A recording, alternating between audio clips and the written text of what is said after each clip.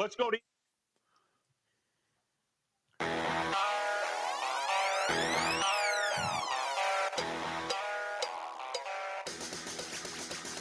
You must love this Scotty Scheffler Belichick talk, Professor. I'm sure it's inspiring to you. You do it every week. Like you were so far up Scotty Scheffler's ass. I did text you yesterday. That, I thought you might want to tune in. We've talked about it a million times. I don't get it. We hate on all these guys. The new one, Myles Garrett. Ooh, he was speeding. And like people are freaking That's out. his eighth ticket, though. Would you still have a license? But you know what? The difference is I would be in prison for 30 years if I drug a cop behind a car. And you guys not only don't mention that, not only forgive it, you suck up, Chike. And by the way, again, let's remind that this is a guy who chokes and cries at the Ryder Cup, and you people are, oh, Scotty Scheffler. Like every time he goes to play the Ryder Cup, goes out of his way to humiliate America while trying to kill cops. Oh my God, speeding. Yeah, that's the end of the world. But Scotty Scheffler runs over a freaking cop. And we're all like, oh, okay, no big deal. Scotty's a good dude. What about him and his son? Look, he holds up his son after every tournament. What a charming man. What a wonderful. I hope my kids grow up to be like him. Attempted cop murderers. Yeah, great guy. The time. Wake up with Defo, joined by Lubie. Welcome to the Defo Show.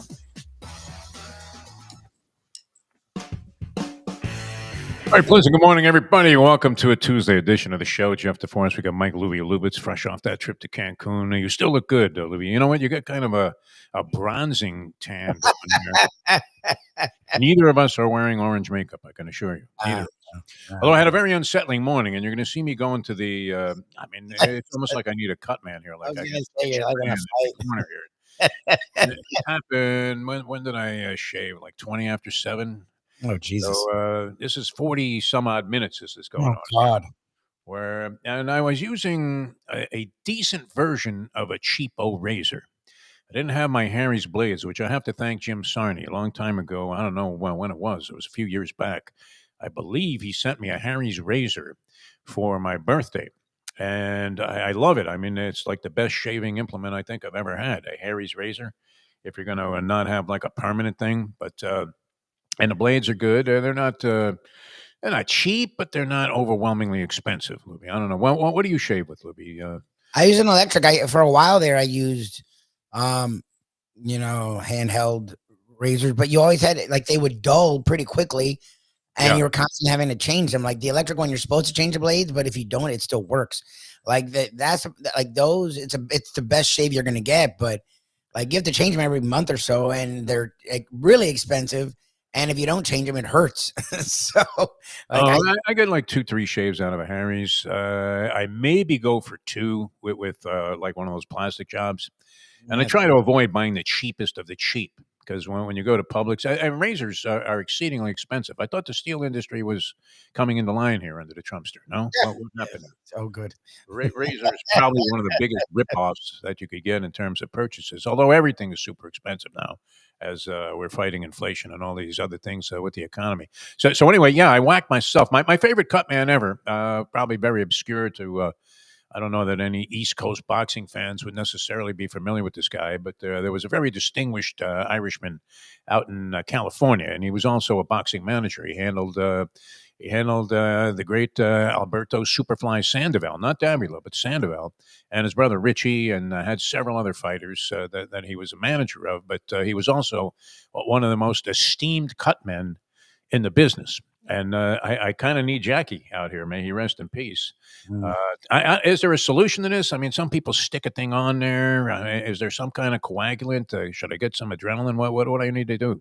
I mean, people to get this thing stopped.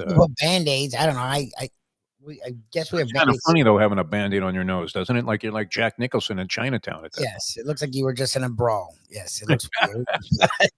But you don't want to bleed out in the middle of the show either. So. No, I mean, blood dripping on the screen here probably is not the most appealing thing to people that are watching this while they're either driving or, well, you shouldn't be driving, but eating breakfast or whatever. Very unsettling morning, though, in a lot of respects. I had another radio nightmare last night as I was awakening. this morning. Actually, it popped my eyes open about 6 o'clock was when this dream ended. And do you ever experience that, Libby? You don't have radio nightmares, do you? Now the radio stuff has subsided. In the beginning, when we started this, I would wake up and be like, eh. But no, I have not had radio. I haven't had a radio. I've had other ones, but I haven't had a radio nightmare in a while. This one involved a lack of preparation, which maybe was part of the theme. I don't know. I mean, what generates these kind of dreams, and what do they mean? I was supposed to do a 3-minute sportscast. I got to the studio like 4 or 5 hours early. Jesus. Okay. And I was supposed to put together this 3-minute sportscast that was going to go off at like 10 to the hour. And I couldn't find any paper anywhere in the whole place. Everywhere I looked, I had like one of these sheets where there was something written on every side. And I scoured the sales department. I went all over the place trying to find a blank sheet of paper. Couldn't find it. And eventually, and I was trying to make a move on some chick that I was working with also. So that was a bit of a distraction. And the eventuality of it was that there were about 10 seconds in the countdown. And they're like counting me down 5, 4, 3, 2, 1. Not that actually happens when you're doing a radio sportscast. And I had nothing. I couldn't write anything down. I was going to have to deliver 3 minutes just off the top of my head, which and this was supposed to be an organized sportscast. That's how I kind of got started in the radio business down here. I was doing 3-minute sportscasts every half hour at 940 WINS. In the afternoon, and then sometimes in the morning. And that continued when I was working at WIOD. I originally started there as a substitute, and I would come in the mornings when somebody was out. Sonny Hirsch, I guess, was the morning sportscaster. And I always enjoyed that. I liked putting that sort of thing together. I mean, it's become antiquated, right, Lubie? I mean, does anybody do? Nobody does a 3-minute sportscast. They don't even do sports updates, do they, anymore? And you would include all the scores and everything.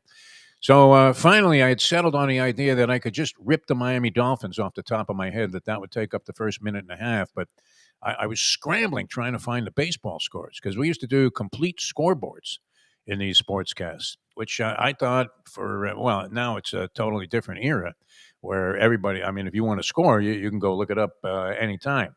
Mm-hmm. Back in the day, that wasn't necessarily the case. So it was something essential content that you would have to include these scoreboards. And I always hated it when a guy zipped through it or gave the worst. What was the worst thing a guy could say in a sportscast back in the day if you were an old school radio listener? Winners were New York, Cleveland, Philadelphia. And you're like, well, hold up. Bleep what was the freaking score? This was prior to everybody diving in on over-under. So anyway, I was awakened in a panic, thinking that I was totally unprepared for this thing. The sportscast had actually started, and I was just doing it. And I was trying to impress this chick who was the newscaster who was sitting next to me. And I think she came away impressed that I was able to pull this off without, A, any kind of script on the Dolphin trashing, and B, not even knowing the scores. But I was able to rip off something that simulated what it normally should be in that context. But yeah, I don't know. I mean, I was doing this stuff for like 40 years, Libby. Why should I be having nightmares about it? I don't know, and you haven't done it in a long time. Right, and I generally enjoyed it. I mean, it was always, for the most part, fun. I mean, dealing with management was suspect, but certainly performing what was something that I was doing since I was in the bathtub at 5 years old, when I used to introduce the Yankees lineup and then sing the national anthem. My father used to always tease me about that. So anyway, that's how it started. Very unsettling morning. Still bleeding and still trying to recover from the radio nightmare. Now, many things. And did you see this? I sent you this. It was Pete Prisco. Accomplished. We've had Prisco on shows, but it's been a long time. Pete Prisco, is he widely respected as an NFL critic? He's CBS, or did he go over? He's very cynic. He flipped to the dark side or something, and he became very, very cynical. He's He's just cynical. Whenever I see him pop up, whether it's on Twitter or in a clip, he's just overly negative, and it seems seems like that's his milieu. So like I don't know what people think of him. I usually hear people degrading him when I hear people talking about him. I've listened to him for years. I was going to say follow, but I don't know if I agree with him. Most of the times I disagree with him. I feel like on this topic, I not only will agree with him, but I was ahead of the curve on the topic you're about to introduce. Well, you're not alone in this thought. And I also believe that I saw a clip from Rex Ryan alluding to the No, same he thing. was rough. He was very rough. A lot of people are actually going after Ryan because he was so rough that it wasn't really necessary. The consensus of opinion, though, among these analysts now we know this that it seems like, especially with TV sports analysts and now with everybody having a podcast, that the more extreme you are, the less understanding, the less likely you are to look at both sides of the equation, Mhm. the more popular your opinion is going to be. Mhm. And it's true. I mean, I still remember this from Joe Zagacki telling me this when I started at WIOD. And I was Mr. Nice Guy back then, and he said to me, "You're paid to have an opinion, so go ahead and have an opinion. Don't be afraid to state something. You don't have to cover both sides of everything. If you think this guy stinks, go ahead and say it." All right. Now, my criteria, my barometer was always this: as a so-called journalist, that if I wouldn't say the same thing to the guy's face, then I probably shouldn't state it on the air. Is that fair? Mhm. If you're going to demean a player, diminish a player, say that a player is not capable of playing at this level or whatever, or blame a player for losing a game, that you should be willing to go up to the locker room if you ran into that player and say the very same thing. And if you were too chicken to do that, you probably shouldn't be stating that publicly. Mhm. Most people would not subscribe to that philosophy. You know how it is. And we used to tease the great Hank Goldberg about that, where he would be completely demeaning to somebody that was in sports, aka Bud Selig, commissioner of baseball at the time. And I will still never forget when he had Selig on a show because baseball was trying to promote something, so they put him on Hank's show. Hank had connections too. It wasn't like he was incapable of getting these kind of interviews, especially after he got affiliated with ESPN, where he was more of a national presence. And then the interview would start on, "Oh, Bud, you've done so many great things for the game of baseball. How could people possibly be critical of you?" It was almost like listening to Johnson, the Speaker of the House, talking about the Trumpster. Well, that can't be his signature, but it is. I What are you mean, talking about? I mean, it whose has, signature is it? What it kind of has signature forgery? specialists look at it. It's a signature. I mean, this letter doesn't exist, but there it is. And where did it come from? It didn't come from some I, Democrat. It came from the Epstein estate. and they personally released it just to make sure that people knew it's nonpartisan. There it It is. is. With the drawing and the whole thing. It is funny in life, like when you lie, if you get caught, that's the end. You Usually. are done, and there's consequences. It's weird that he blatantly lied. Now we've clearly gotten caught in the lie, and we all just wait for the next pivot. Like there's not going to be any But just consequences. shrug it off. It doesn't matter. I mean, it's like a zillion things. My favorite thing about the first go round for Trump was that every day there was more chaos being portrayed on TV, more atrocities, more ridiculous stipulations in the outrageous denials of what appeared to be clarity and truth. And it's even exacerbated itself now. I mean, it's like 4 or 5 of these things a day. But we don't want to get too deeply into that because both Rex Ryan and Pete Prisco believe, Lubie, like you do, that Like, either he should not or will not survive the season. Your man, Mike McDaniel, head I coach of the Miami Dolphins, likable figure, guy that you would root for. We went through all of this, made the playoffs his first 2 years, missed it last year at 8-9, and got off to one of the most abysmal starts that we've seen a Dolphin team execute and exhibit.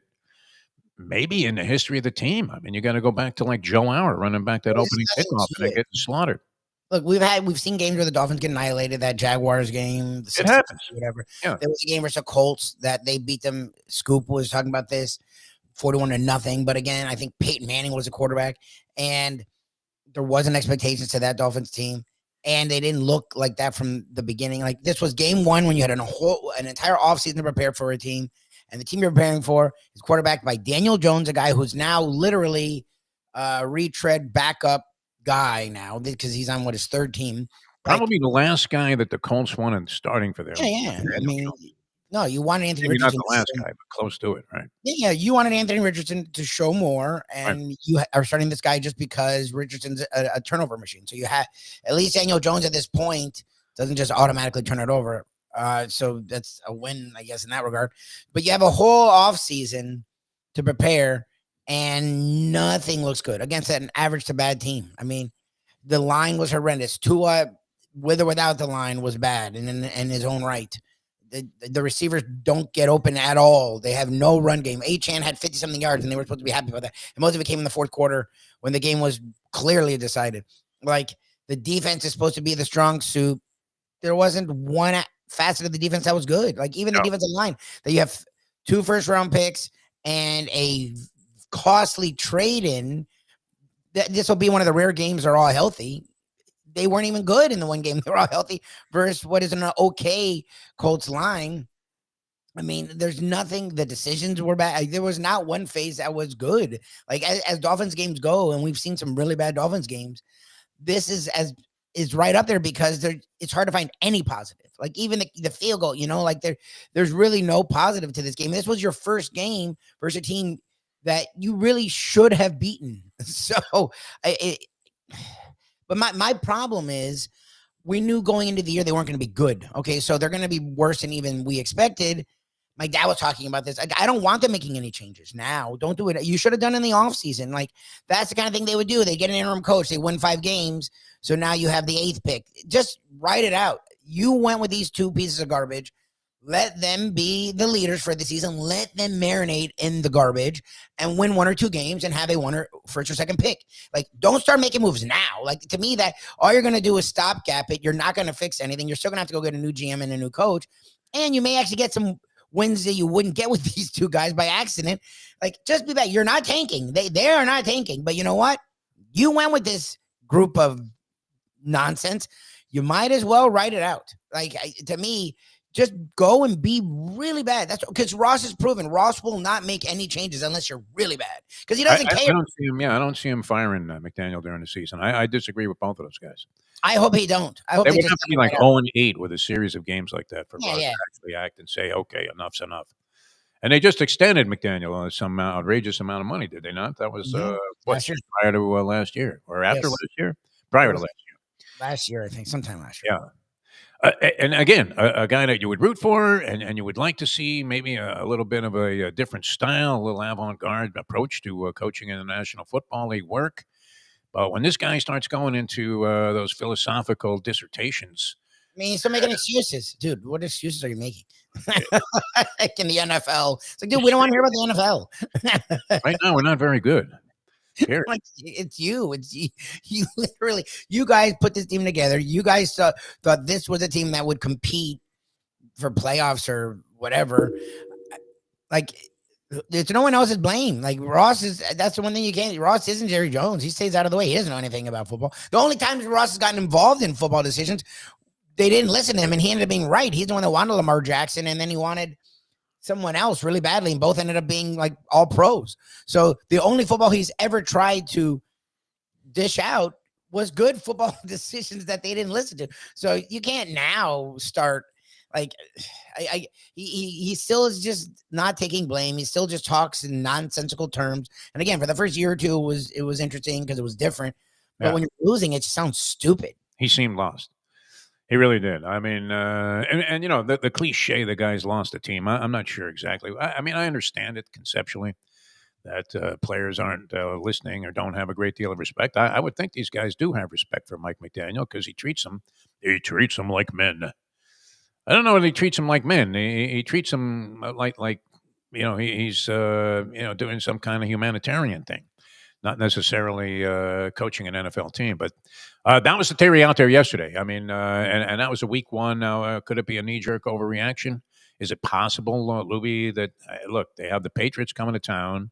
The Patriots didn't exactly make a great account of themselves for a team that was supposed to be making this remarkable turnaround this year. Patriots over-under number, I believe, was 8 or 8 and a hook. After they won 4 games last year, everybody was looking at Mike Vrabel as if he was a second coming of Vince Lombardi. How many teams coveted Mike Vrabel? We're talking about Mike Vrabel. They couldn't wait to hire him.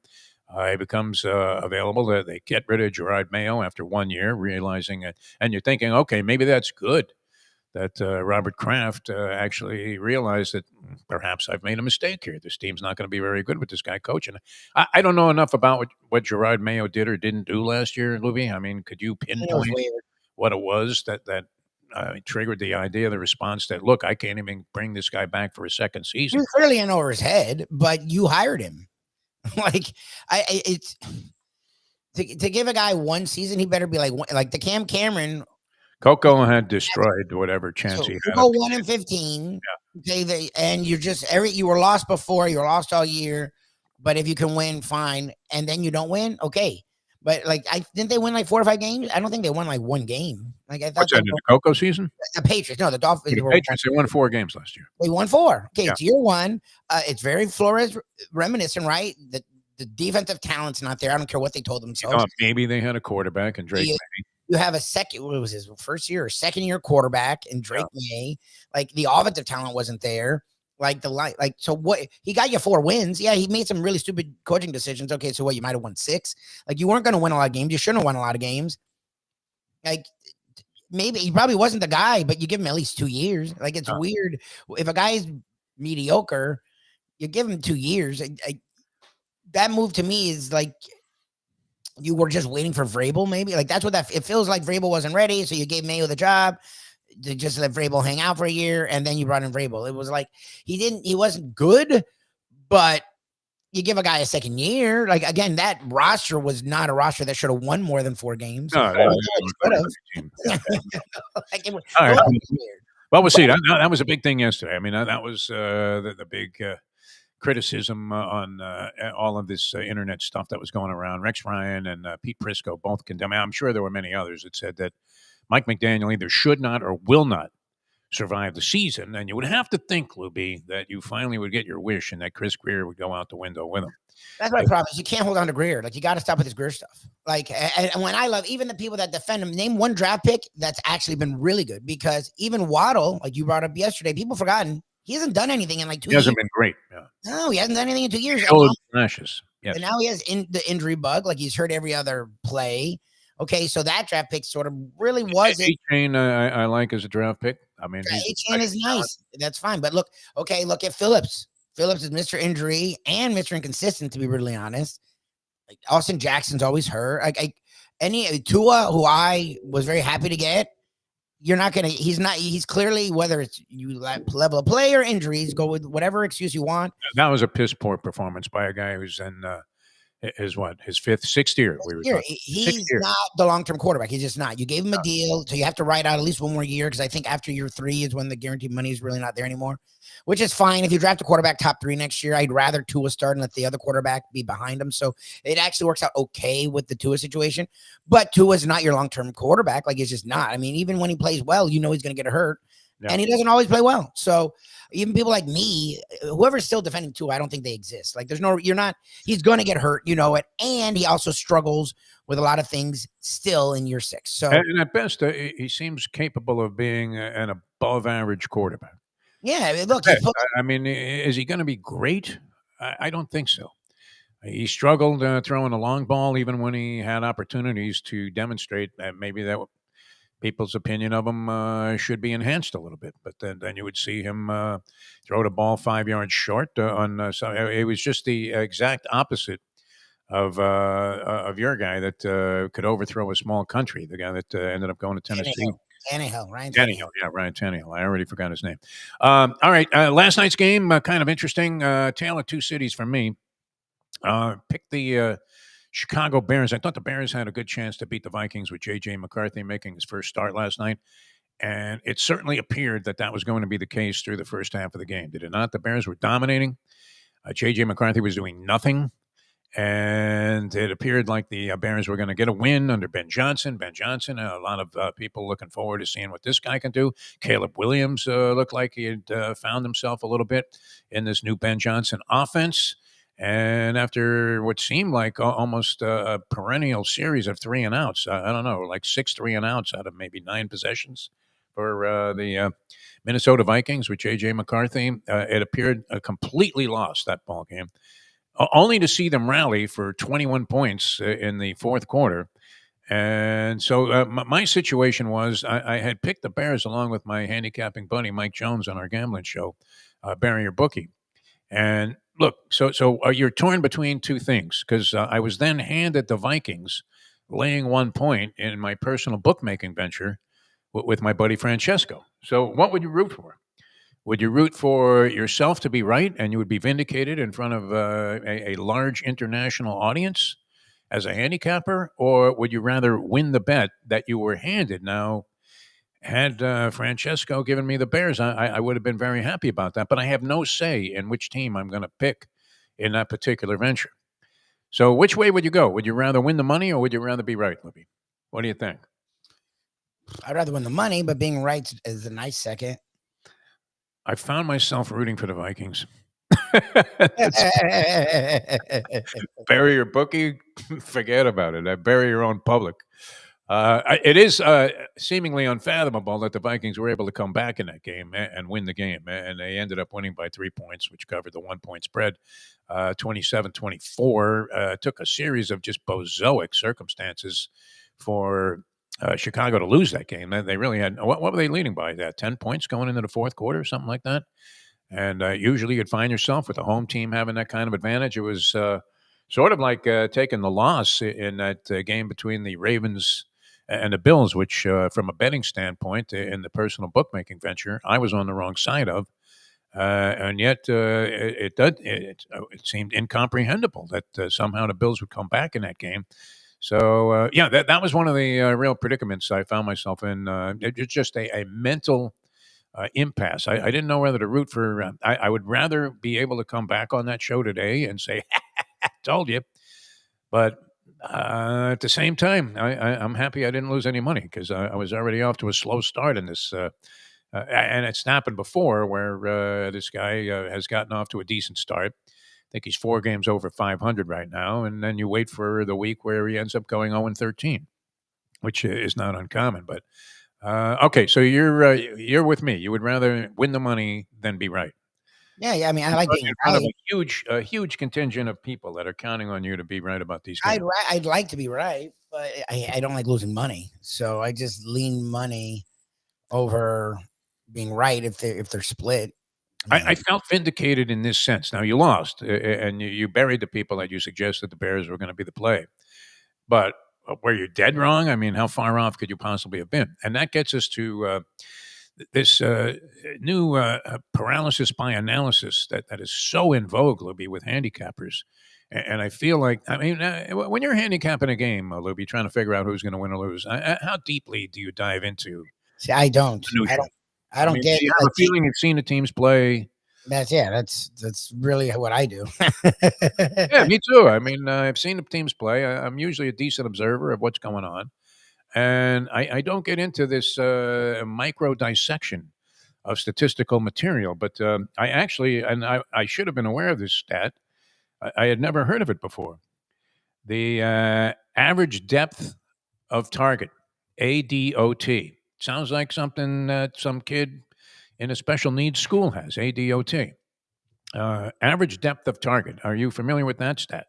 Have you heard that bantered about before? Probably air yardage, something like that. Like they want yards. So Chad Henne originated in stat, where you're thinking, okay, the guy's completing 70% of his passes, but what's his average depth of target? And it turns out it's -3 yards. So this was applicable and applied by a handicapper I was reading. He's fading Georgia against Tennessee. One of the, game day is going to be there. So would you say that is perhaps a marquee matchup on the college slate this week? Georgia and Tennessee. Well, they're trying to make it. I mean, Georgia literally struggled through 2 weeks. They played, complete cupcakes. They screwed around. They played Austin P, which is on the level of LI. Like I've heard of Austin P when it comes to the tournament because once in a while we'll get in. Who was the great player from Austin P that was a basketball player? Exactly. I don't know, but I know going way back. They had one. From that, I didn't know they had football. So like they barely won by 3 touchdowns, and they literally kept their starters in. I think till the end of the game. Like Georgia has struggled mightily with the new quarterback, and we saw it going back to the end of last year. And Tennessee was good against Syracuse, who your alma mater seems to be back to where they were before last year. Like horrible. They're okay, but they're like Fran Brown. Again, we saw this with I forgot his name, the coach prior, where before people were ready for them, they caught them off guard, and then the next year, Favors, yeah. Favors, They like I like Fran Brown, but this stuff because they were 10-3 last year does not mean it's going to be a success every year. And also, they had gotten a really top notch transfer quarterback in McCord. You're not going to get that every year up at Syracuse. So they have fallen back. So I don't know what Tennessee is like. That game is weird. They jacked Tennessee up, even though Tennessee didn't really beat anyone. And Georgia's hanging around the top 5, even though they haven't looked good. Gunnar Stockton is the QB for Georgia. Yeah, he's not good. I mean, he was a high Bobo is their offensive coordinator. The average depth of target is 5.1 yards. Is it 5.1? It looks like that. 5.1 yards, and that's ranking him 62nd in the country in that category. So he's been dinking and dunking against Marshall and Austin Peay. That's not necessarily a favorable omen, is it, to go against Tennessee getting 4 on a hook? So you're thinking what? Well, would you go ahead and take the 4 on a hook and bet against Georgia in that ball game? I believe that game's in Knoxville. Georgia and Tennessee. But this guy was using that stat, and while it should be, I mean, you're looking at it going, what's ADOT? And then you realize, okay, I could make a case that that's going to be relevant if you're judging a quarterback, rating a quarterback. If all he does is throw short passes, Tua, then and teams, when you go against better teams, they're going to find a way to solve the problem, are they not? So that was interesting. I hadn't seen that, but I usually don't go into that level of depth and detail in looking at two teams. And you're assuming, I guess his point was this, that certain teams are always going to get more favoritism than they probably deserve because of who they are, right? I mean, what do we know about Georgia after those first 2 games? Do we know much? Probably not. And as you said, Tennessee beat Syracuse. Syracuse then staggered in overtime to beat UConn, who they were favored over in spite of the fact that they got shellacked in their opening game, and it didn't look particularly good. And I want to say that game was in Syracuse. So to have to stagger their way into overtime, not necessarily representative of the idea that Tennessee beat some quality piece of opposition. We know that Georgia hasn't played anybody yet. They have lost, what? On the offensive side of the ball, is it that they lost like more than half of their players? I mean, it was 2 years ago was when they got hit hard. They lost Brock Bowers and they lost McConkey. But they get like the top tight end recruit in every class. So you in there, they're supposed to just keep turning it out. But Brock Bowers is one of one, as we've learned and we've seen. And McConkey, as a slot guy, turned out to be really, really good. He's having a lot of success in the league. So it's funny. They've been fantastic at redistributing and redeveloping offensive defensive linemen, but they haven't actually really been good at skill position talent. Like the receivers and even the running backs have been consistent throughout the years. Like they'll get big time recruits, but you don't see them really blossom until they get to the next level, especially the receivers. The receivers rarely do it there.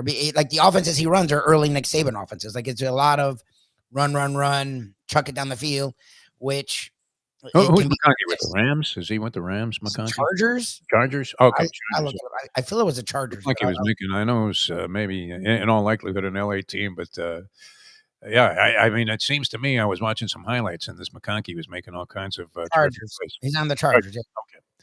Very good, Lubie. You're up on your rosters. I'm very impressed. I remember the Georgia stuff because it's interesting, like with all the Beck stuff, like when those 2 guys were gone last year, he struggled too.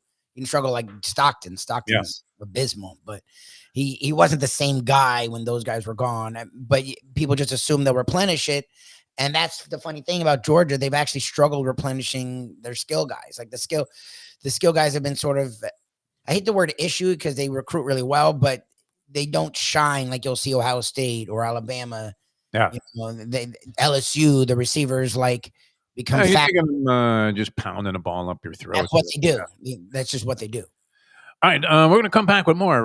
We have to bow out a little early. Lubie's got some, well, I mean, it's always good news about the baby coming up. So we're going to get out of here about 15 minutes early today. So let's get into some very important messages from the fine people that back this program and have been for some time. And we'll be back with more in a moment. Now that. The time. It's 8:36. Play the ponies in style at Champions, the outstanding simulcasting room at beautiful Hialeah Park. Yes, the grand old lady of thoroughbred racing has never been more vibrant, and you can wager on the races from the top tracks around the country while enjoying a cocktail at the Brass Rail Bar or any of the fine food served throughout the facility. If poker is your game, you're covered in style, and you can play all your favorite Vegas-style games, including blackjack, craps, and roulette, in Hialeah Park's sizzling hot casino. Get a player's card when you walk through the door for all kinds of generous amenities, including our favorite, free play, when you come out to the ultimate casino and entertainment destination, Hialeah Park. These days, we're all looking for comfort anywhere we can find it. Thank goodness for Landlubbers Raw Bar and Grill in Plantation, because they are making sure you are as comfortable as possible. First of all, they're not only open for delivery and pickup. All you have to do is go to landlubbersbarandgrill.com for both pickup and free delivery. You're going to have the best wings in the world. You're going to have a great burger. You're going to have their amazing soups. Again, Landlubbers, Raw Bar, and Grill. It's nice and easy. Just go to landlubbersbarandgrill.com for both your pickup and free delivery. Thank goodness for Landlubbers for making you always feel right at home. Are you looking to buy your first home? Have you been turned down for a loan? Do you need to refinance or get money out of your home? Call Michael Kodzie, CEO of Choice Mortgage. He's been helping the South Florida community get mortgages for 30 years. Hi, this is Michael Kodzie, CEO of Choice Mortgage. We have the most competitive fixed rates in the market. Call me 24/7, 561-441-2730. And remember, I don't just work banking hours. Make the right choice for your home. Call Choice Mortgage today.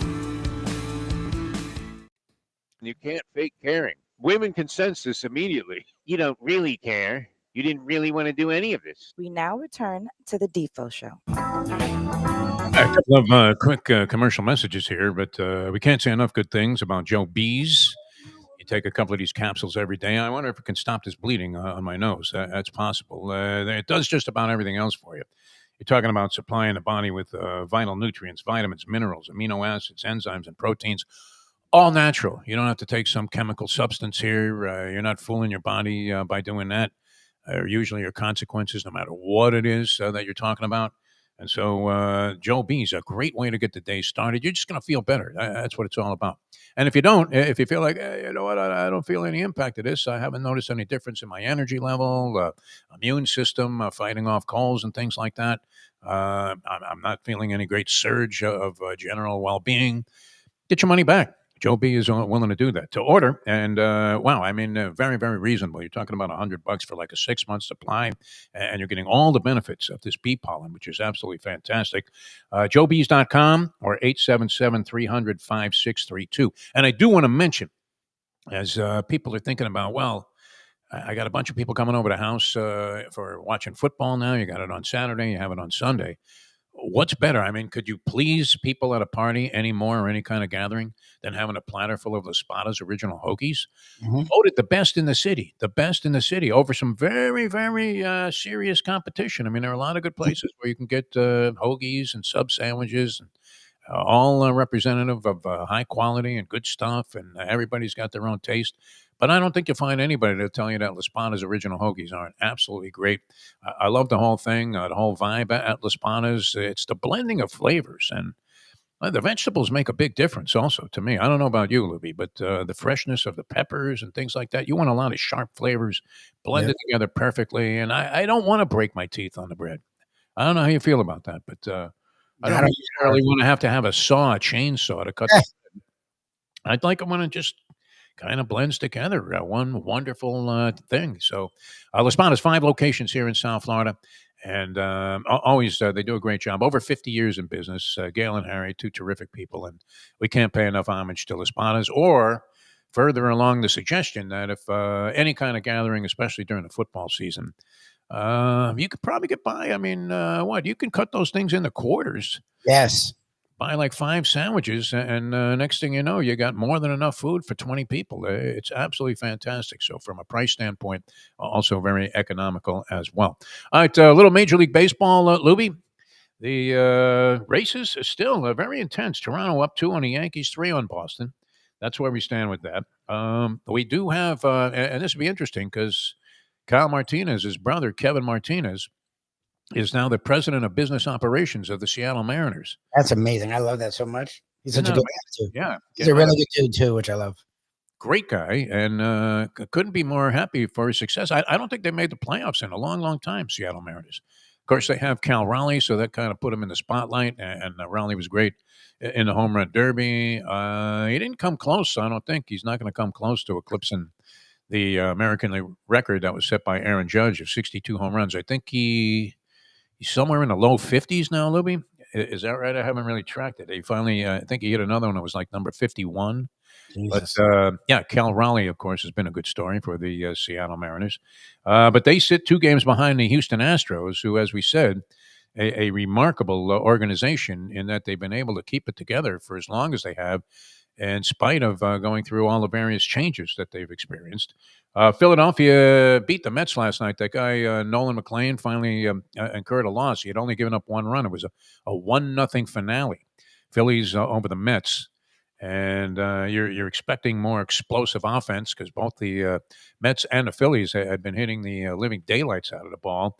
But a 1-0 final last night. So the Philadelphia Phillies up 8 over the New York Mets in the National League East. And That's then, crazy. yeah, no, that's toast. I That's mean, crazy. Like the Mets have tried. Like they've really tried. they were the four not that long ago. Like they've really tried. And they have more head-to-head action coming up. They play the Phillies again tonight, and it's just not happening for them. That's crazy. Like they really have, I can't hide. Like he's really come in and tried to turn them around and Yeah, ugh. not happening. Oh, Steve Cohn, yeah. Yeah, he's Tried spending everything. Yeah. Look, No. he spent all this money on Soto, who is being talked about in the parameters of being an MVP. Surged, but why can't I get past this? He's hitting 262. average. I know. Because I agree with you. And look, I get it. You're not gonna hit 350. Not any kind of factor. I mean, Just hit 300. Like you should be able to hit 300. Like I don't know. even if he hit a hard 275, I guess he's close enough. But 262 doesn't overwhelm me, and yet statistically in almost all of the categories, he's having a remarkable year. I think he is going to be. I don't know how many people have done this. Where Sarni might have sent me this, where he's going to have, I believe, 40 plus homers, 30 plus stolen bases, 100 walks, 100 RBIs, and 100 runs scored, which by any standard is wildly productive. But Yeah, it's a good year. yeah, I mean, how do you justify a 262 batting average for an MVP? I just can't bring myself to do it. I'm sorry.